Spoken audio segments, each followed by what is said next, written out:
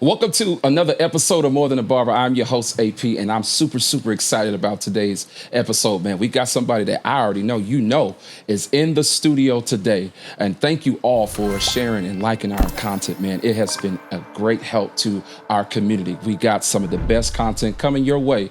And today is going to be another episode that you can lock in your bag and take some notes. Man, I don't even think he needs an introduction. I'm actually going to let him introduce himself today. He came all the way to the studio. I am super grateful for him to be in the studio today. And man, Gamechanger, I'm going to let you introduce yourself, man. For first, man, thank you for coming in today, I appreciate you for having me, Absolutely, man. Go ahead and introduce yourself, man. That whole thing, I'm going to let you do that because you big time. I'm just a guy, man. So my name is Devonte Wright. Yeah. I'm a barber on YouTube. People know me as Gamechanger. Yeah. On Instagram is DWright04. I never really kind of correlated the two, but yeah, that's me. I've been cutting hair for about, I've been licensed for about 15 years. Yes, go. I've been cutting in Texas. I'm in Mansfield area, the DFW. But yeah, man, so that's pretty much me. Keep it simple. I'm a father, husband, and I have 3 children and a wife. So let me tell you, before this show actually started, we had a whole nother episode, man, just chopping it up. This is an opportunity for us to get a chance to know each other. What an incredible story, man. Things that you're doing. I mean, you've been cutting hair for quite some time. You've been licensed for quite some time. And I am definitely a fan of your work, bro. I appreciate that, man. Absolutely, man. It's funny when I say it, I remember when I first started, it's funny how the years stack up. Right now, how long you been cutting this? 15, almost 20 years. Yep. It's like, dang, that time just moved, don't it? OG in the game. Yeah, at that point, right? Yeah. Not at the beginning anymore. How long you been cutting? Man, so technically, I've been cutting hair 17 and a half years, going on 18 years. The half matters. The half matters. I know they're like, oh, man, but it does. It does. Okay. I've been cutting hair for quite some time. So you was licensed out where you were originally? I was in California. So did you transfer your license over? Or I did. I transferred my license from California to Dallas. It's like a $100 transfer fee. Okay, simple process. Though. Yeah, and I didn't have to do no practicals or anything like that. It was just a straight, because I think at the time it was 1,500 hours. Yeah, it was. Now it's like right? 1,000. It's crazy, yeah. Right? So it was like an easy transition. Just pay your fee. Oh, it's a credit, man. $500 credit. Yeah. So it's dope. I'll tell you why it's dope, because I think a lot of barbers are flying under the radar. License matters. Yeah, I agree. It matters. No shade to the ones that's not, but license matters. One of the greatest accomplishments of my life in terms of sweat equity. Right? Sweat equity, bro. You go through the trials and tribulations of school. Yep.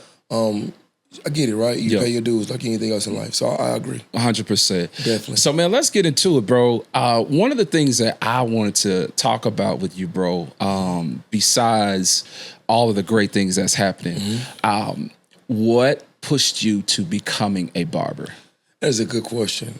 So it wasn't like a dream of mine to become a barber. Okay. Like I said, I've been with my wife since high school. I don't know if we talked about that before. Yep. So in high school, I started cutting hair late high school, maybe like about the 11th, 12th grade, playing with it. I had some people in my family that did it at the house, kind of intrigued me. Yep. And I wanted to play football in college. So I went to a small school called Bacon. I got shot in high school, and we can talk about that. Yeah, right? let's get into it. But long story short, I still went to a small college called Bacon to play football. My wife went with me. And I got into some trouble. I wasn't mature enough. Got kicked out of school. But at the time, in college, my wife got pregnant. Okay. So at that point, my life changed instantly. So I had to figure out something to make money. And then I knew that I did know how to cut hair. And I met Sip the surgeon. He was actually neighbors with my mom. Wow. Shout out to Sip. Shout out to Sip. Yeah. So I was like, man, look, I want to cut. I need to make some money. And we was talking, and he told me, it's funny, right, how it worked. No offense, Sip, but he told me, oh, barbers, you make $60,000 the first year. You make all this money. Not, mind you, I'm a kid who needs money. Right. So you telling me when I'm 18 that I'm going to make $60,000. You in there, yep. So barbering started off as a necessity for me. So I think that's kind of why my work ethic was always different. It wasn't really a passion. This is what I knew I could do to make money instantly, but it wasn't that way, right? But that's how my story kind of started. I just needed to make some money to take care of my soon-to-be child and my future wife. It's so funny because everybody's story is different and how they started cutting. Agreed, 100%. We talked earlier offline about how I'm a third-generation barber, right? So it was just in me. I just needed to pick it up. Passion was there. Yeah, passion was there.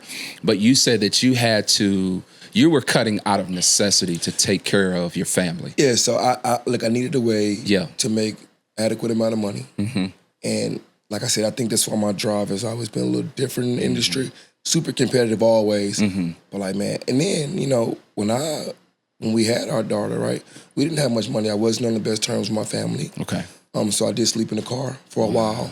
It was a tough situation, so I really didn't have time to mess around. And then the fight, anybody knows who went to barber school, talk about the paying your dues, earning your stripes, it was a tough process for us, right? Yeah. So for me, like I said, I needed a way to make some money. And then it's funny, after barber school, I ended up going to work at Sip Shop. And I'll bull crap you not, I think like the first 3 to 4 or 5 months, I probably made like 150 every 2 weeks. God. But he knew my situation. Yeah. He's like, listen, you clean the shop, I won't charge you booth rent. So it was tough. Wow. Through barber school, right? I had like a $9 an hour job. I would run to work. Yeah. Then it was a process. But again, not to get too deep into that story. It's all good. But yeah, I just like, look, I needed some money. And like I said, I started cutting hair later in high school. So I'm like, you know, I can make this work. Yeah. Right before, so it's funny, right? People don't know, because I don't do it now. Cutting hair was never the thing. Doing designs was.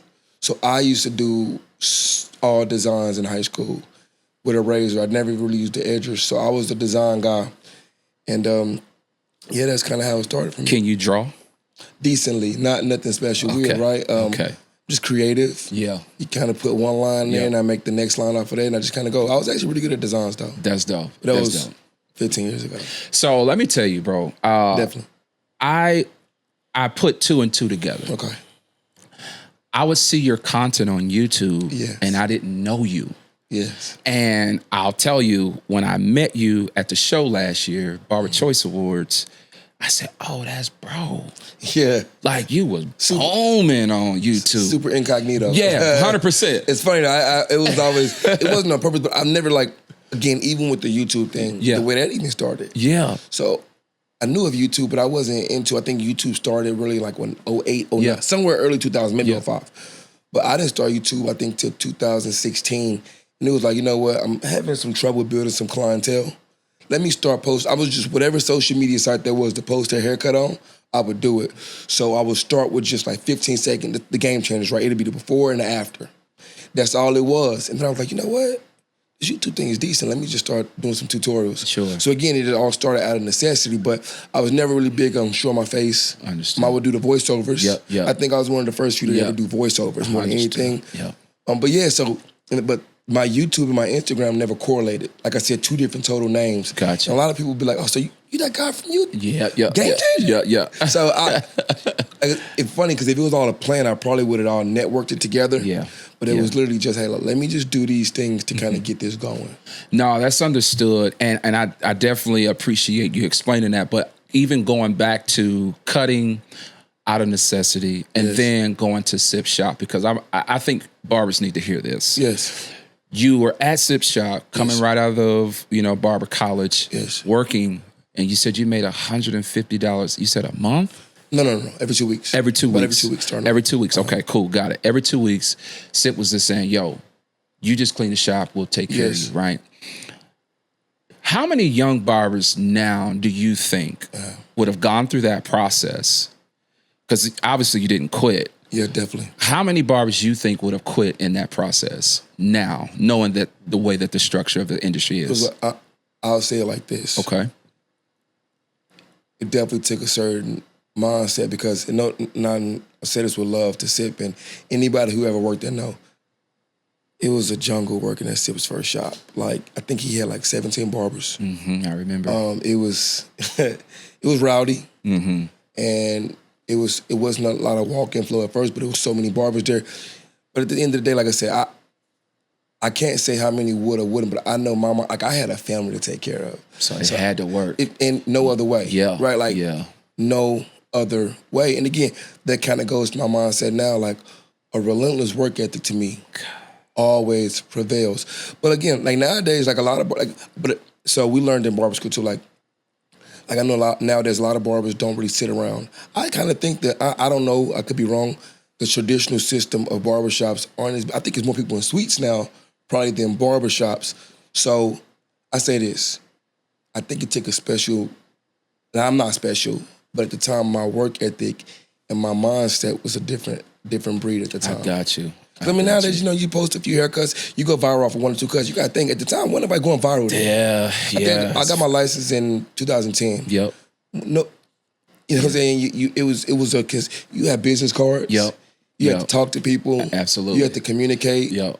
And then, honestly, you had to have really good work because, no offense to enhancements, back then, bro, you had to be able to cut the basics of learning. I have no problem with enhancements, but I don't either. But I will say this. This is kind of my rule. Because I think about a year or two ago, people were like, oh, he don't like it. Because I'm natural. I like to do natural stuff. So you don't use enhancements at all? No. This is my thing. I have no problem with enhancements, but you have to master the craft first. I think you master anything, then whatever add-ons you do after that, man, I have no problems with. Bro, okay, game changer. Talk to me. It is so funny you're saying this, and I'm going to tell you why. The other day I was thinking about this, just random. This is a true story. This is not me making this up. Definitely. I was like, bro, the newer barbers that are coming into the industry straight out of barber college, they absolutely need enhancements. So we spoke before camera and we was talking about raising the family and marriage. Yep. About how social media influence can that's kind of a part of your relationship with anything now, right? Yes. Because reality is what the internet tells you it is. Somebody else's highlight is what you think is real. Come on. So a lot of new barbers coming out of barber school or the ones even cutting in high school, all they see is enhancements, right? I was watching, not gonna say the name, before I was waiting outside for a while because I just got here really early. I got you. And I was watching a barber, and on his video, he said, I'm gonna do this, but he going somewhere tonight, so I'm gonna go and spray him with some enhancements, right? And I'm just like, which is no dig. But you gotta think a lot of young people are impressionable. So when you're in barber school and your favorite person is using the compressor, using the spray, again, nothing wrong with it. Yeah. It advances the industry. They don't see it as an add-on. They see it as a must, like you said. God. So I think that you should be able to look at the edge up, maybe some inconsistent densities. Okay, how do I thin this out, right? Yeah. Okay. And it makes you be creative. It's an art to cutting hair. I think I know cutting hair is an art. And sometimes the art is, how do I make a client who comes in with some deficiencies look perfectly fine? Oh. And that's just why I see it, but I think the young barbers see it as, you know what, let me go and spray this to get right. In my comment section the other day, because I've been doing like little debate questions lately, somebody was like, hey, you can do a bass fade, because I was asking what's more important, the fade or the edge up. And somebody said, you can do a decent fade, but if you spray them right, it'll look just as good. And I'm like, I get the philosophy. I get it. But for me, when I started, I didn't have that. So I got to make sure I get a return client. How can I make this fade look magnificent just with my clippers and my blade? So I think that art kind of died a little bit. Do you think that and I'll go back to what I was thinking. I'm sorry. No, you're fine. You're fine. I'm long-winded. No, you're fine. I love it. I love it. And here's why I love it. Because the more context, the better the conversation. Exactly. So for some, that's just one-liners. Okay, cool. We can flow with that. More context, the better the conversation. Deep dive. Deep dive. So do you think that natural haircuts are dead? No, because I'm not dead. And I'm not saying I'm the only one who does it, but I think there's put it this way, they're not dead, but there's a niche for them, right? I think the regular haircut is with the spray. Like, hey, after the haircut, because you know it's funny? Before the air compressor, it was the liquid, so SIP used to use the liquid semi-permanent, right? Yep. And they didn't wash it out. You kind of put the gel in, you put the little stuff in with the brush like the paint, right? I got you. So I think that evolved and it became the standard, but I don't think natural haircut, I think a natural haircut is beautiful. I think a natural haircut, if I can look at a haircut and I see, okay, I know that that's a natural cut because it's a little light in certain spots. Yep. To me, I love it. Yeah. Because I mean, at the end of the day, you get the enhancements. Yep. You go a day or two, you go home and wash your hair. Yeah. You with the natural haircut anyway. Yeah. So it can't be dead. Yeah, it can't be now, dead. Is it at the forefront of the haircut? No, I don't. I think a natural haircut is more valuable than an enhanced haircut. Got you. And look, like I get it. There's just a certain art. Because if you good with the compressor, bro, you can make all the haircuts look the same. Absolutely. And then the reason why I was thinking about that the other day is because I was evaluating my clients. I have a lot of clients that say, bro, I just want to be natural. And I have a lot of clients that say, spray me down. I got a question. Yeah. Would you ever just completely take it out your arsenal? Because I've actually looked. So I looked at your hair. I think so. You have the podcast page, and I follow both. Okay, thank you, bro. I actually love your art. Thank you, man. So would you ever just say, you know what, I'm a detox from not, and I don't want to say detox in a negative way. Would you ever not do any enhancements at all? Like, would you take that service out of your catalog? And if so, why or why not? I don't think that I would. Okay. And the reason why is because I found that there are some haircuts that actually need enhancements. When you say need, what do you... But watch this, though. Okay. So check it out, Gamechanger. So the way I apply my enhancements, whether it be in the beard and or the edge up, I use very little enhancements. Okay. It's an enhancement. For sure. Definitely. Some people don't necessarily, some barbers, they don't necessarily have the eye for enhancements. They can definitely saturate. They can saturate, which is why I said I wouldn't. Because I've seen haircuts that I've done with enhancement that I was like, man, it's fire. And without it, and it's still fire. Okay. But if they request it, because that's the culture. Respect. Now, I want to just add. No, it's good. Let's do it. Well, you say there's certain haircuts that need. Give me an example of a cut that needs. I don't know if I'm saying this out of context, but I'll answer it this way. I have a few clients that are insecure. Okay. Because of their thinning. Okay. So if I spray a piece of enhancement or apply enhancements on those areas, that makes them insecure. Boost their confidence. I respect that. Yeah, me too. I respect that. Then I'm going to use that. Respect. That's what I mean by need. Great answer. Okay. I love it. And here's the thing. Yeah. I always value, Gamechanger, my haircuts off of the response of the client. I love it. It's what you're in that industry. You're in the industry. So if I hand him the mirror, oh man, bro, I didn't even have no plans today, but I'm gonna take my wife out. I'm gonna ask him crazy, right? Let's do it. Do you think that his self-identification with his confidence is because of a culture that we made with overusing enhancements to where now he gets on the internet and sees that perfect edge up that wouldn't exist without the enhancements, to where it's like, you know what, damn, I gotta match that standard. I don't know if that was it's loaded, but it's fine. It's very loaded. Yeah. But what I'm saying is, I feel like that, you create a culture. It's like I'm gonna give you an example of a kid. I like use sports examples. You got a kid who's 8th grader, good at sports, just started the sport, and they train really hard, and they're actually on the path of they're excelled. But they get on the internet and now they see 3 kids who at their age have 15 offers. So now it plays into their psyche like, I'm behind, I'm off. Now their confidence is off because of the internet selling them something that's not really a reality. I got you. Do you get where I'm kind of going with this? I like it. So it's weird how this internet kind of, with a client that would normally be like, you know what, I kind of accept that maybe I'm not what I used to be, but give me a barber that can kind of give me what I can naturally produce versus, damn, I want that sharp thing back. I don't know if I'm asking this right. No, it's fair. So I'm gonna do it this way. I'll answer this way. The barber has to be comfortable within their own skin. Okay. Yes, it's very easy to look at whoever. The client.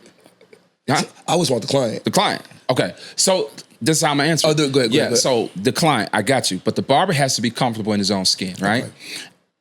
That barber plays a major role in that client's life. 100%. I agree. Circling back with your question. I agree. You can literally boost that client's confidence, bro, regardless of what they got going. I agree. I've had guys that were ashamed of just their hairline being pushed back from another barber. Yes. Hey, man, can you come fix me up? That whole thing. So that client is looking for, to your point, he's looking for a barber that's going to boost his confidence because of the culture. I agree. The culture is enhanced. It is low key. Yeah, I agree. It is. So great answer. 100%. The culture is enhancements, but barbers like yourself and others that are natural barbers, you guys are necessary as well, because at the end of the day, some clients feel as if, man, it's gonna wash out anyway. And you know what? That's the beauty of it. There is a niche for each client. Like, I'm pretty sure most people who come to me know what I offer. Yep. So a client who may come to you and be like, hey, you know what? Yep. I need a little bit, like I said, a lightly, naturally enhanced look. They won't come to me because I know, but see, so I love it. It's a niche for everybody. But back to the young ones who like, I think you got to be able to, because I know you could do a natural haircut. Yeah, your portfolio is diverse. For sure. I think the young people need a diverse portfolio so that way you can just have the basics. It's like any type of training. Like you can't skip the basics, I think. So man, let's stay there. Can't skip the basics. Yes. But a lot of guys are. And here I know you got something good to say on that. They are because there's a misrepresentation of what the basic actually is. So I'll say this. This is how, and I don't mean, am I cutting you off? Nah, go ahead. Okay. You good. And this is going to be a hot take. I hope it's not. Yeah. Enhancements shouldn't be allowed in barber school. I think that's a postgraduate skills you got to learn. Because I'll tell you what. That's good, bro. You're going to learn how to cut in barber school. But no matter how good you are in barber school, I learned this. I thought I was hot stuff in barber school, which I think I was decent. Mm-hmm. But when you go to the shop around other professionals, you take your game to the next level because you have to watch the elders or the older barbers, and then you learn the tricks of the trade. So in barber school, I'm going to force you to learn the art of the basic. And when I say basic cut, clippers, razor, simple, shave. And then when you get out of school, if you want to learn to use postgraduate arts and apply to, enhancements, you can do that. This is gonna ruffle some feathers, and that's okay because it's gonna ruffle some feathers. It's proven. That forces the young barber to learn his tools. Okay, because I get this now. When should I use the masters? When should I use the walls? Okay, well, I like the length on the blade comb on the masters a little more. Let me use it to hit this debulk spot right here. You know what? I like the motor really well on the fast. Like, I'm learning the art of my clippers. But, and then some people are still shocked that I only do razor edges. I use the trimmers every now and then. But use that razor, learn how to use that. Because if you can just put a little holding spray on, put a little compressor spray, use your clippers, then you can do a dry shave. You're not learning the art of using. I mean, I just think it's all an art. Again, I have no problem. But again, learn the basics in school. When you get out of school, go to a shop, get mentored by somebody who can kind of take you to the next level. Man, that's and what do you feel? It's okay. Do you think that enhancements should be allowed in barber school? Well, here's why I like what you just said. Okay. You back me into a corner, bro, because I think that's how a lot of the school owners, and I know a lot of them, shout out to all the school owners that's watching this. Man. If I can say that. Yeah, absolutely. That's where I went. You went to Mid-Cities? Yeah, and I went to a college in California, I don't think that Moeller's Barber College, I don't think they'll know if they're not shout from out to y'all too. Yeah. I love all the schools, man. They working hard to keep. Me too, but I have to agree with you though, man. Okay. I do. I agree because a lot of barbers are taking the easy route out. And here's what I mean by that is you got guys that are still in school that are going viral. Yeah. Millions of views, whatever, because of either a skit or a piece of content that they use that is enhanced, which is okay. But I feel like the guys that genuinely want to learn the process, the art of cutting hair, yes. I think that they're going to be the ones that are going to lose because they can't find mentorship that's saying, don't go in school and use enhancements because everybody around them are using it. But let me give you the best advice right now for ones who need a mentorship. Look at the camera. The journey is the most important part, right? Like, listen, you're going to forever, if you are hungry enough, you're going to forever get better. To this day, depending on the mood, I feel like I'm still getting better. I'm learning the art of enhancements are beautiful, right? Like it is art as well. But take your time, learn the process because anybody can spray. Man, listen, I'm gonna tell you something. I know for a fact it's guys who aren't barbers, just stay-at-home guys who don't want to pay to get a cut. But they'll buy the spray. Because I watch their YouTube videos too. They in the bathroom, cut was horrendous. They aren't barbers. But they'll spray it up just for that date night. So what separates you from the guy just on his kitchen bathroom counter if you don't know the art of the haircut. If you don't know, okay, you know what? To hit this spot a little better, let me pull the skin right here, tighten it up, right? Like, I'm learning. Oh, let me debulk the edge up, right? Okay, it's a little thin right here, it's a little thick right here. Let me debulk this area of my razor real quick. Add a little shave gel, Gamechanger shave gel, shout out, right? Just to cut it down. Like, it's an art to this. And I have no problems with enhancements. I'll say it again, but the journey is the best part. Where you are year 1, you won't be in year 3. You won't be in year 12, right? You will continue to grow, continue education. That's just what I feel. Nah, I like it. I like it, and I appreciate you even sharing that because a lot of barbers need to hear this content. I had to learn without it. We didn't have enhancements, bro. I'll tell you what our enhancements were. Spritz. And I just, literally, spritz. Spritz, bro. I don't even know if they know what spritz is. Yeah, bro. We had not holding spritz. spray. We had spritz. We had spritz, the pink bro. bottle with Yo, these pink, shake it yeah, up. bro. And it leave a little And if you spray flaky. too much, it'll leave it real flaky. That's what we had. Yeah. And then we kind of graduated to the spritz with rubbing the alcohol on the lineup. There were so many creative ways to approach a super dope edge up when we were in school. You had to be creative. You had to be creative, bro. And I think what separates OG barbers from the younger barbers is they're looking to get on the elevator when we absolutely had to take the stairs.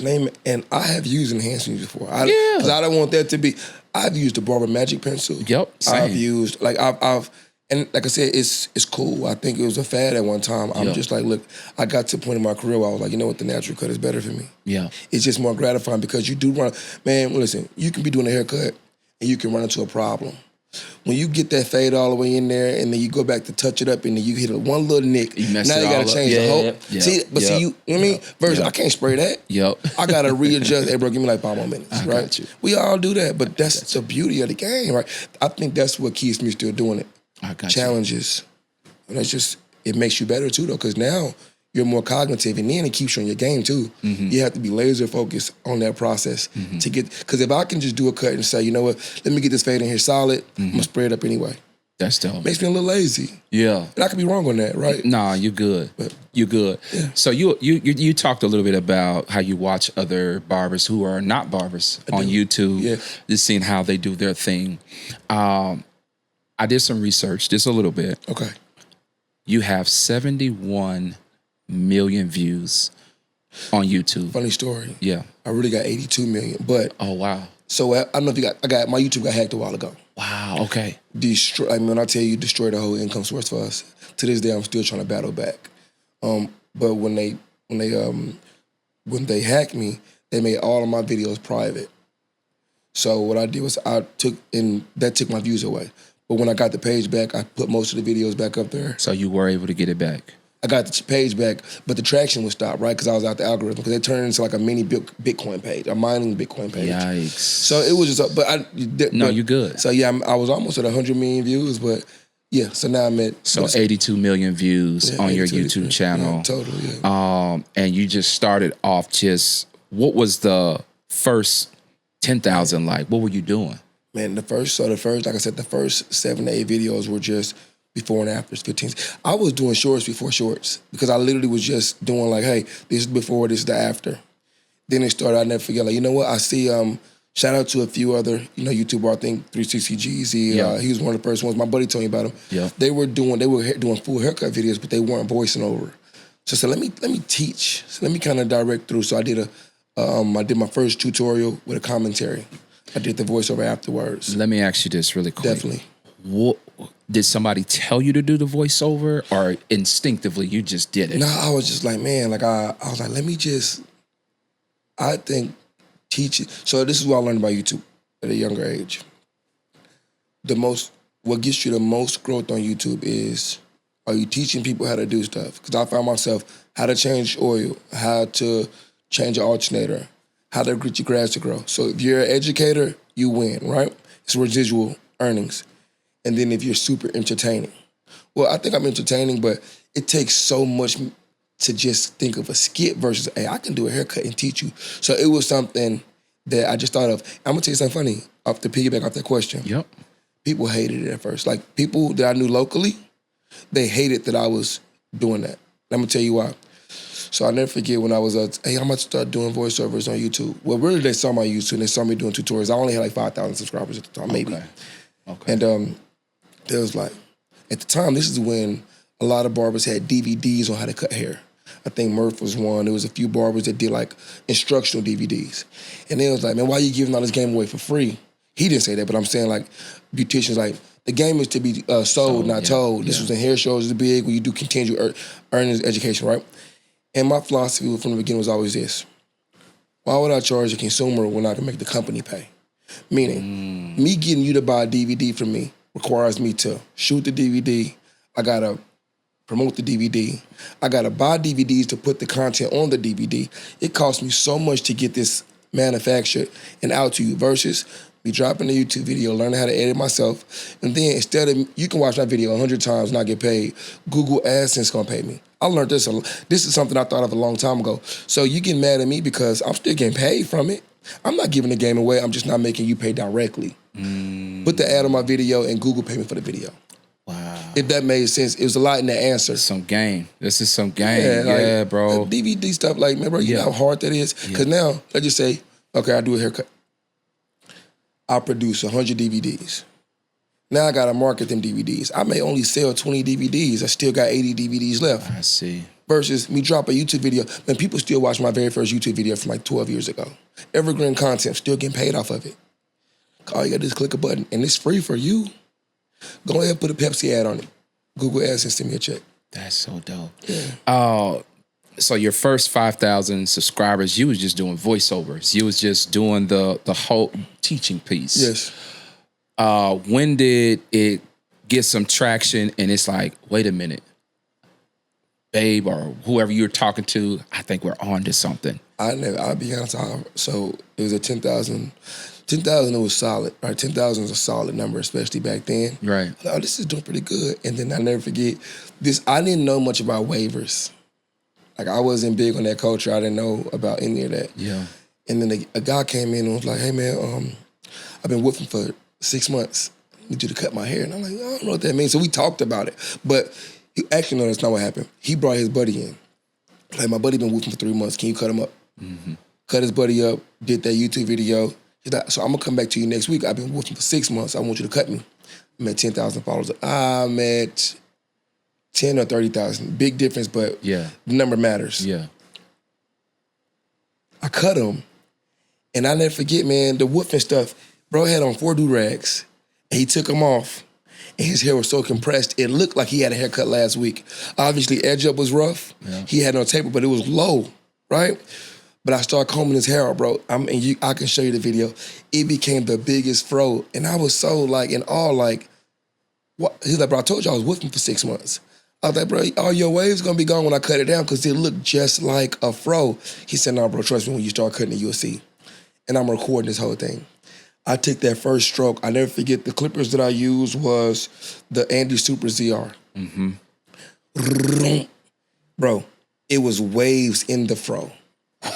Wow. And I knew, I'm like, man, I didn't know, like, you could never say you know a video gonna go viral. Absolutely. But I'm like, this is something I've never seen before in my life. Wow. Bro, I posted his buddy, then I posted him. Both of their videos got 700,000 views in a week each. So now I'm like, I told my wife, I say, yo, this is crazy. And then, so I give you some,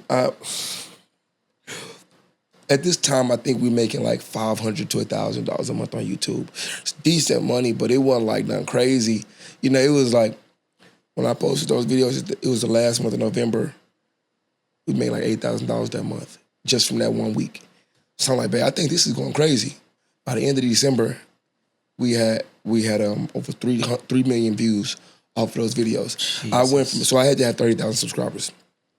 I went from 30,000 subscribers to 100,000 subscribers in a month and a half. Now, mind you, it took me 2 years to get to 30,000 subscribers. So in a month and a half, bro, I got to 100,000 subscribers. Jeez. Became the first barber in Texas with a YouTube plat from getting to 100,000 subscribers. Those 2 videos literally changed my life. Shout out to my boy Antonio and his homeboy.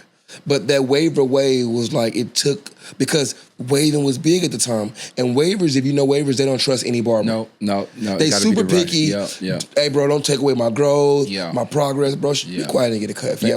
Let me do my job. Yeah. So that changed everything. So I went from 30,000 subscribers to 100,000 subscribers, and then that's when I started. You the said in barbershop. a week. No. 30,000. That was in a month and a half. A month and a half, got it. But in that week, I got 700,000 views on 2 different videos. Jeez. And it just started going crazy from there. Like, it was, to this day, that was the biggest YouTube check we ever had in December. Not the one in November, the one in December. Understood. So, yeah. So what did that do to you as the person? Yeah. And what did that do for your career as the barber? So funny. Great question. As a person, I didn't really do much. You can ask me. So the way I met Miss V, I know, shout out to Miss V. Yeah. At the time I met Miss V, I had 200,000 subscribers. But, a buddy of mine was like, hey, it's a black-owned barber supply. She do mobile. Yeah. First few times I met her, if you ever meet me, I never give off Gamechanger vibes. Yeah. I'm just a laid-back guy, right? Yeah. So I'm meeting her. She's really nice. Yeah. So I'm like, you know what, Miss V, do you mind if I take a picture with you so I can post you on my Instagram? And she was like, okay, sure. But it was like okay, guys. Yeah. So, and later that night, she called me. She said, man, who are you? I don't know what you're talking about. Mind you, I don't never say I'm a game changer. Right. She's like, I posted you. I got almost 1,000 followers. All these young barbers calling me. Do you know who you took a picture with? And I was like, that's when I told her about my YouTube. And she was like, you come off as like so late. Like, it's not you. Basically, to answer your first question, I told you how I got in the industry. I just need someone to take care of my family. So I'm never gonna be the most fly dressing. I'm just a hardworking guy, so it never really changed me. It changed my family's lifestyle though. We live beautiful. Yeah. As far as my career, it gave notoriety to what I was already doing. I always think I've been a dope barber. I think the people who knew me locally in the city before I blew up, I was always a big name. I wasn't the game changer. I was, hey, go to D. Wright. He probably the best barber in the city. That was just the word on the street. But once the Game Changer moniker kind of took off, bro, it became global. I started getting love. Bro, I would be at the grocery store places. Yeah. Are you the Yeah. Game Changer? Yeah. Like, I was at my daughter's game. Shout out to this lady. She's super nice. She probably gonna see this because she comments on my Instagram, on my YouTube. So I'm in my daughter's game. My daughter's really good in basketball. So we playing this really good team in Plano East. So the lady looks at me. Her niece goes to my daughter's school. She looked at me again. Mind you, we just talking about basketball. She's like, are you the Game Changer guy? No, she's like, I know you from somewhere. I'm like, do you know me from somewhere? I always do that little thing. And she was like, you're the Game Changer guy? And she's like, I love all your videos. And mind you, usually if a woman says it to me, most likely her husband watches me. Yeah. I'm like, so who do you have? She's like, oh, no. I just like watching Barbers. And you're one of my favorites. Like, you're but crazy. But so as far as my reach and social influence, and then, people found me because of that, but they fell in love with my family and how I am with my daughters. So I got a message from my guy saying, bro, like, you're like a great father figure to me. I don't have a dad. And it's just like, so it never changed me as a person, I would say. That's good. But it definitely gave me more reach to kind of be who I am to more people. Long-winded answer. I love it. I love it. Yes. So you have a lot of barbers who are focused on building their barbershop locally. Yeah. But you've built a brand globally. Yeah. What an incredible accomplishment, man, just off of trying to provide for my family. And listen, provide for the family, and I'm a psychotic worker, bro. Like, Jesus. I can give you so many stories. Like, when I tell you, I used to be at the shop before and after everybody, except for Sip, right? Sip would come in late and stay late, but I would come in at 5 o'clock in the morning. I would leave at 1 o'clock in the morning because Sip would leave at about 2 or 3, but I would stay around for his stragglers. Bro, I think if you was to ask me, if you had to rebuild you, or how would you tell somebody to create you knew you, because I get that a lot. What's the play this? Bro, just be a relentless worker. Jesus. No matter the field of your life, no matter if it's sports, no matter if it's barbering. Yeah. Because honestly, I think the way I live right now, it wouldn't be the typical of what you say a barber will live. Like, my neighbors are so shocked by my age, right? Because we live in a very nice suburb with a very nice house. Yep. And they like, how? And I'm like, listen, no matter who you are, what you do, if you work relentlessly, psychotic about it, be passionate, right? Work your job. Like, so many people think I love barbering. No, I just love passion, right? I love work. I love to work hard. Do whatever you do like you love it, you'll win every time. No matter how many setbacks, don't put a time limit on it. Commit to something. Lock in on it. And give that thing that time. Gems. So yeah, no, just Gems. man, just work, man. It's gems. I'm not special. And I know you want to I just want to say this because I tell my kids this and I tell everybody nothing special about me. People be like, you got blessed hands. No, I don't. I got the same hands you got. But I take it serious. I take my passion serious. I take my ability to win. You want to know why I watch other barbers? I want to see how great you are because it burns something in me. Now I got to be greater.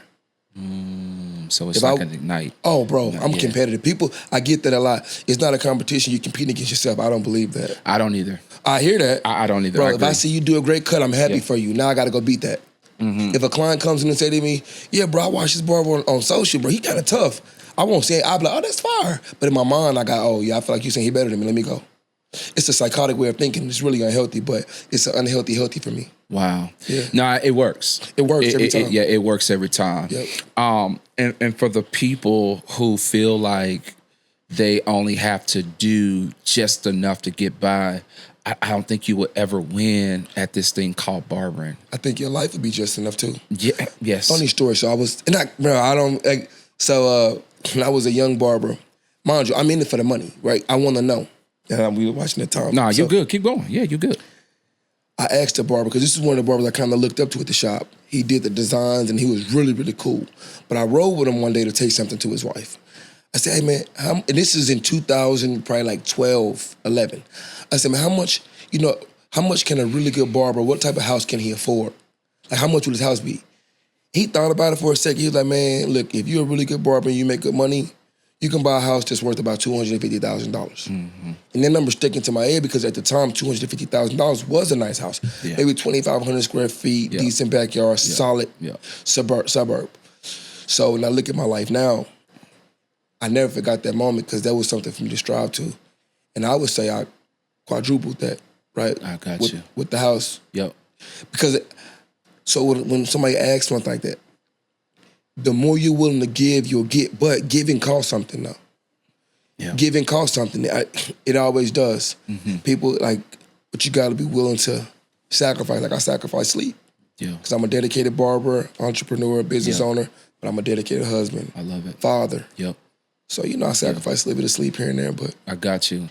So, dedicated father, dedicated husband, dedicated family man. You are a coach to your children. I've seen that. I love those videos. Appreciate it. And shout out to you as an entrepreneur who recently bought a house. Yeah. Bro, talk to us about that, man, because it's possible looking at your page. Man, bro, it's definitely possible. It's with anything. You got to be willing to put the work in and never accept a no. So this house that we just got, and again, I say this for context, never to flex. Sure. It's about 4,000 square feet. It's on over half an acre of land in one of the best suburbs of my city. Wow. And we built it from the ground up. And it was, for lack of, it's my wife's dream home. We got a bank statement loan. And to be honest with you, it was very tough. Now, it's not always tough. For simple context, for any barber who wants to get a house, right? And let's just say you are the only income on your wife, she's an entrepreneur as well. You need to start game planning about 3 to 4 years because you're just going to, for typical situations, you can do 2 years tax return. So they can either take 2 years of your tax return, average amount in 24 months, and that'll get you the income. Then take your debt to income ratio, meaning any car notes you have, any credit card balances, not how much your credit card limit is, but how much you're revolving the balance on. They'll take that and they'll see how much house you have. Or you can do bank statement loan. They take 12 months of your statements or 24 months of your statements, how much you deposit, so deposit it all in one account. This is just a quick run through. I love it. Deposit it all into one account, keep it revolving, meaning if you put in $10,000 that month, don't take out $10,000, but they want to see kind of a running balance, maybe $5,000, and then you can, it's a lot, but basically, if you want it, you can get it. There's nothing a barber can't get. I think we set the rules in our life. But again, how much you willing to work? Yeah. I'm telling you, that's a big deal. My house was almost $1 million. But again, it's a testament to the work. I'm not a flashy guy. Yeah. If you ever see me out, I'll probably wear the same shoes I wore for the past few years. But I work. Bro, I work a lot. If I'm not cutting, I'm doing YouTube. If I'm not doing YouTube, I'm marketing these shave gels. If I'm not marketing the shave gels, I spend time with my wife. I'm training my kids. I woke up one day and I decided, listen, my life is going to be full, bro. Like, I'm going to give. I don't have much time. You know what I'm saying? As far as like, we all got to die one Understood. day. At 100 years old, man, hopefully if I live long enough, but my life is going to be full of experiences. Mm-hmm. I kind of segue hard on that. I love it. So I'm inspired. I don't care about the segue. I don't care about, just giving us full context because it's needed. Some people don't think that barbers can build a house. Bro.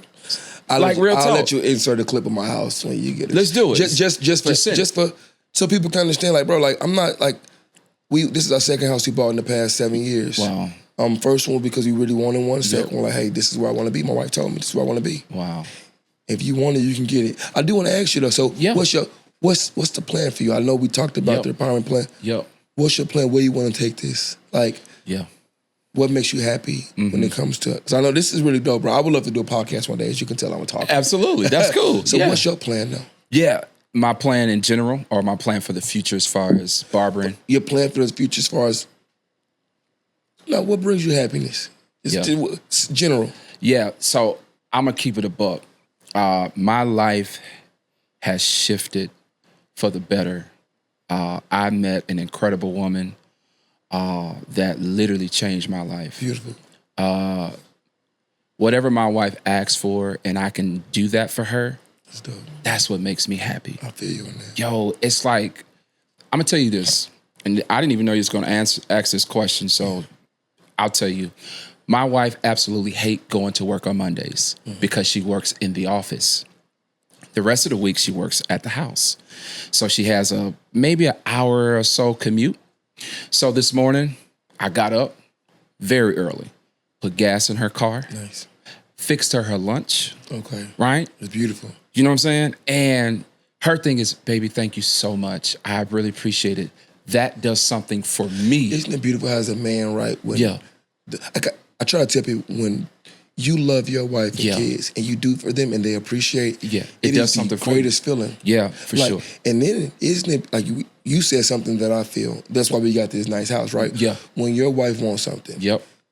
I don't think men understand that when you get a woman that is healthy and that loves you, and she pushes you to greatness, it takes you to the next level mentally, because you're going to do anything you can to make sure that woman is provided for. 100%. You know what I tell people? Gamechanger, this is what I tell men. I tell them that I don't care how dope you are at what you do. Yeah. There is a cap for men being single. 100%. You are only going to go you are, bro. Listen, having children and having a wife will make a man a better man. Yikes. Because it requires more of you. Like, bro, when I became a father, it requires more of me, more patience, more understanding. Do I fall short sometimes, but I have to be cognitive of such. Yeah. When you meet a woman, right, you have to learn to compromise, grow, lead, healthy, not in controlling. Yeah. Bro, like, having a family makes a man his complete self. So if you were dope single and you find a dope woman, you got it right. You are going to be a doper man, bro. Yeah. And that's just what it is. Yeah. I love my family. I love my wife. I don't post a lot of my family on my barber page. One thing I don't believe in is exposing a lot of my personal life with my wife and I to the world. So that's so funny, right? I'm not the opposite, but I like to post things that I take pride in. Yeah, 100%. And I think there's two different types 100%. Of people. My wife is probably more like you. I think, like, listen. Keep going. Yeah. Oh, I think social media is, it's weird, right? Because you got to be careful what you expose because you care about it. And you don't want to be harmed. Yes. So on the other hand, it's like, man, damn, this is all I really care. Like, I love posting my training videos more than I do my haircuts. Yeah. You know? Absolutely. So. And my wife is a content creator. Really? She is. Okay. She is. What does she do? So, lifestyle. Oh, okay. Day in life. Yeah, so she is a dope photographer. Okay. And a dope videographer. That's her side. It's like whatever, she can figure it out. Whatever it is, she'll figure it out. You know how, like, we put stuff together at the crib? There's some things I'm not good at that. I'll pay people to put something together. My wife likes that stuff. My wife does the same thing. Oh, it's DIYs crazy. she does accent walls. She's dope at that. She can figure anything out. But when it comes to, what makes me happy is really putting a smile on my wife's face. Beautiful. Right? Seeing my daughter happy, right? It feels you. It fills me. And then when it comes to the barbering side of things, it makes me feel good to hear my clients say, man, AP, bro, you blessed me. My wife was all up on me, bro. Like all those things. Yeah. You're a giver.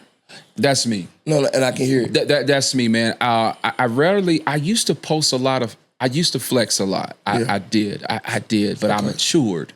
Yeah. Well, you stay fly. You look Thank good. you, bro. Yeah, you stay fly. I'm into fashion. No, I really am. That's just me, right? I'm into fashion. But I'll tell you what I've learned in these years of doing podcasting and meeting people. I've talked to a lot of people who are well off. Even some clients now that I have relationships that are really like celebrities. I don't even post a lot of these guys. But I've learned that if you want to have something, you gotta know how to steward it and steward it well. Agree. And if you telling everybody what you're about to do and how you're about to do it in a sense of flexing, I think it's a bad look. So reverse engineer it. Agree. Right? I like what you did. You popped up with a big old crib. And look, that was so dope, listen, bro. For 12 months, I didn't listen, that was a process. Super dope. Appreciate it. That's how you have to. It's locked in. I'm gonna do the same exact thing. And I told my wife that I'm gonna reverse engineer it. Just pop up. I dated my wife for a year. I never posted our engagement. I proposed to my wife in a $3 million home. Oh, wow. And I never posted it. But you got the $3 million home? No, I don't have a $3 million home. But relationships. Oh, her best at a $3 million home. Yeah, it was super dope. Matter of fact, remember we were talking offline. Yeah, it's in the Fields. If you don't know where the Fields is, and here in Dallas, they're building Universal Studios adjacent to the Fields. Those homes are starting at $3 million. It's called the Fields. The Fields, Frisco. Gotta go drive by there. Drive by there. I proposed to my wife. Beautiful. In one of those homes. One of her best friends owned the home. And I never post any of that until after. We just popped up married.